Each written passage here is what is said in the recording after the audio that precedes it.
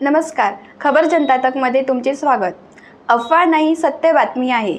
बघूया आजची विशेष बातमी। तमाम बहुजन समाज पार्टी कार्यकर्ताओं को बोला जाता है कि संविधान खतरे में है। आप किस नजरिया से देखते हैं ये इस नैरेटिव को?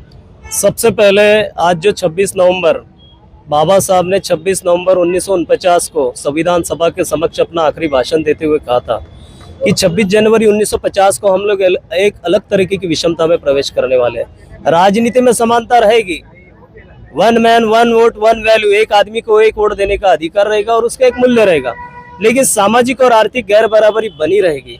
ये सामाजिक और आर्थिक गैर बराबरी कब तक बनी रहेगी? अगर इस सामाजिक और आर्थिक गैर बराबरी को जल्द से जल्द खत्म नहीं किया गया तो ये जो राजनीति का मनोरा मैंने बड़े दुख तकलीफ से खड़ा किया हूँ, इसको उध्वस्त होने में ज्यादा समय नहीं लगेगा। बाबा साहब की वो भविष्यवाणी आज हमको साबित होती हुई नजर आ रही है। संविधान लागू होकर इतने साल बीत गए, जिन लोगों की, जिन मनुवादियों की सरकार आज तक के हम बनाते गए, चाहे कांग्रेस की रहे चाहे बीजेपी की रहे, उन लोगों ने बाबा साहब के संविधान को सही मायने में लागू होने ही नहीं दिया। अरे कांग्रेस ने संविधान में इतने संशोधन कर दिए, इतने संशोधन कर दिए, ये नियम नहीं लगता वो अपने हिसाब का डालो, उसको निकालो, इसको डालो। बाबा साहब के उस संविधान पर संशोधन कर बाबा साहब के संविधान को ठेस पहुंचाने का काम किया। दूसरा, संविधान समीक्षा आयोग बैठाकर बीजेपी तो पूरा संविधान बदलना चाह रही थी। मेरा एक कहना है, प्रश्न है कि जब बाबा साहब ने वोट का अधिकार इस देश के नागरिकों को दिया तो आप लोगों को अपना वोट देने का अधिकार और अपना राजा चुनने का अधिकार आपको मिला। ये जो मनुवादी पार्टियां हैं, ये हमेशा बरगलाने का काम करती आई है। ये बहुजन समाज पार्टी के, बहुजन समाज के वोटों की चोरी करते आई है। पहले ये लोग दारू के पौवे में, मटन की बोटी में, बिरयानी में, साड़ी में थोड़े बहुत पैसे देकर हमारे वोट खरीदा करते थे। आज इन लोगों ने ईवीएम मशीन के माध्यम से बहुजनों के वोटों को सीधा सीधा फॉरवर्ड करने का काम कर रहे। क्यों भैया भारत देश में आप बैलेट पेपर नहीं लाते? जिन्होंने बैलेट पेपर बनाए हैं वो देश यहाँ से धुतकार चुके हैं ईवीएम मशीन को, लेकिन यहाँ पर ईवीएम मशीन के माध्यम से इलेक्शन हो रहे। और जिस कांग्रेस ने इस ईवीएम मशीन को लाई है, इसलिए आज उसको उसके पाप का भुगतान भुगतना पड़ रहा है। वो क्यों नहीं पूरे देश में खड़े हो जाते हैं कि ईवीएम मशीन हटानी चाहिए करके? पहले तो उन्हीं लोगों ने ईवीएम के माध्यम से यहाँ पर सरकारें बनाई, अब बीजेपी के हाथ में आ गया, बीजेपी पूरे मेजोरिटी से सरकारें बना रही है। ये लोग चिल्लाने का काम नहीं कर रहे, लेकिन बहुजन समाज जागरूक होना चाहिए। हम लोगों को निष्पक्ष इलेक्शन चाहिए।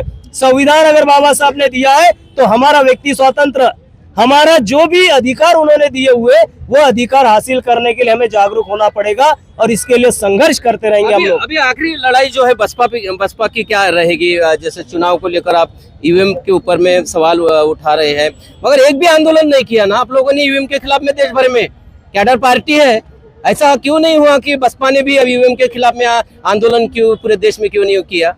देश में बहन कुमारी मायावती जी ने ईवीएम के खिलाफ में मुद्दा उठाया, कई बार बहन जी ने इस मुद्दे पर आवाज उठाई, हम लोगों ने इस मुद्दे पर काफी बार आंदोलन किए, लेकिन जो विपक्षी दल जो सत्ता में नहीं रहता है, जब विपक्ष में आ जाता है तब उसको ईवीएम की याद आती है।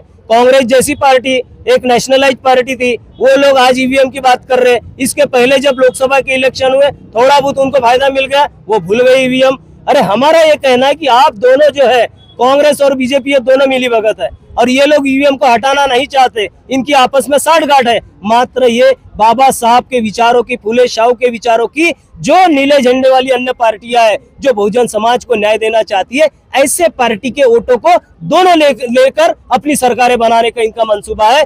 आज इस संविधान दिन के इस उपलक्ष्य में हम आगाज करते हैं कि इसके बाद में इन दोनों मनुवादियों को सबक सिखाने के लिए हम सारे बहुजन समाज को इकट्ठा करेंगे और जनता में जन जागृति कर बाबा साहब के संविधान को सही मायने में लागू करना।